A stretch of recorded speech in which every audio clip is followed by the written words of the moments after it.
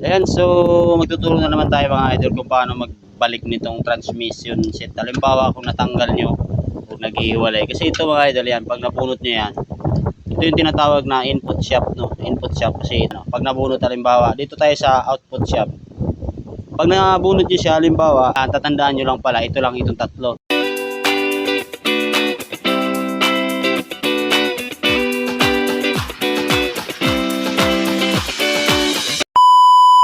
Ayan, lagay natin.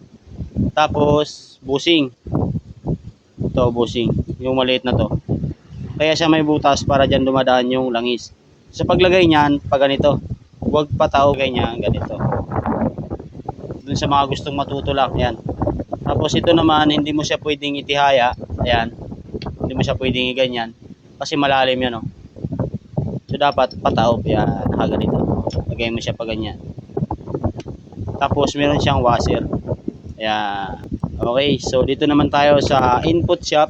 Ganun, ito naman din, may washer siya naman maliit. Yan, pagka pinunot mo yan, hindi na yan malalaglag eh. Wala na yung ibang malalaglag yan. Ngayon, baka makalimutan nyo may washer yan dito bago nyo ilagay itong gear na to.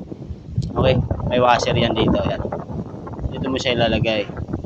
Tapos dito naman sa gear na ay sa butas niya naman, meron din siya, 'di ba? Meron siyang 6. 1 2 3 4 5 6. So sa taas wala. So dapat kung ano yung may butas, yun yung ilalagay natin sa ilalim kasi doon ito yung kumakagat sa tatlo. Yan, yung tatlo yan. 1 2 3. So pagayan lang. Basta huwag niyo lang kalimutan tong washer na to. Ayan, may washer yan na manipis. Baka kasi kung saan mapunta, patay na. Yan. Tapos itong pinakauling gear niya, so kahit magkabaliktaran to, walang problema to kasi parehas lang lalim, parehas lang din yung kapal niyan. Ganun lang din paglagay niyan. Kaya so sana nakabigay na naman tayo ng idea, no? Ngayon sa pagsalpak naman dito, ayusin natin siya sa pagsalpak naman diyan. Okay, so umpisahan natin. Ang posisyon ng transmission dapat nakaganito mga idol.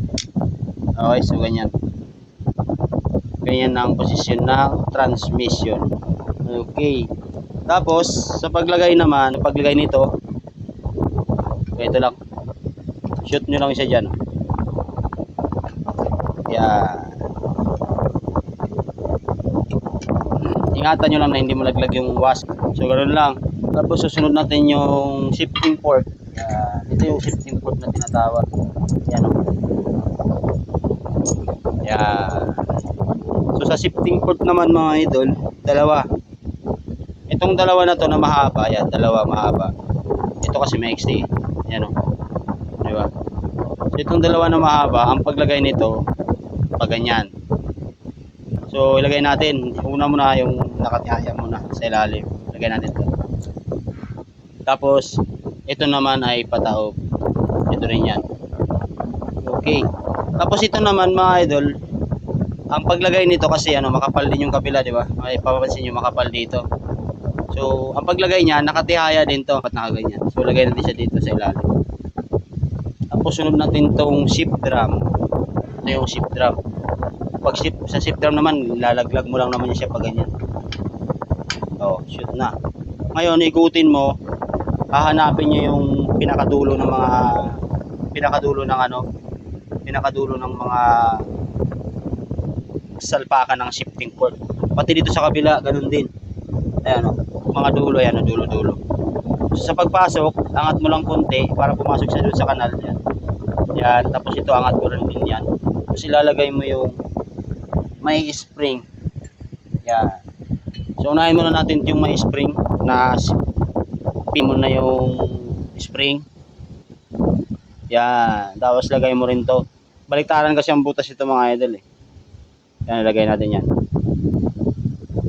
Okay. Tapos lagay mo rin to dito sa ibabaw. Tapos dito naman ganoon din. Iaangat mo rin to para pumasok siya dito sa dulo din ng ano na shift drum. Tapos sasalpak ko siya. Ito wala namang baliktaran to. Pasok na yan diretso. Okay. 1. Yan, testing natin kung papasok lahat. 2 3, diba? 4. Oh, ayos na. 5. Okay, tapos balik na naman natin. 1 2 3 Yan, 4, 5. Di ba? Ganun lang. Para hindi tayo malito, yan. So, yan yung naka-neutral na siya. Okay. Yan, so NS 150.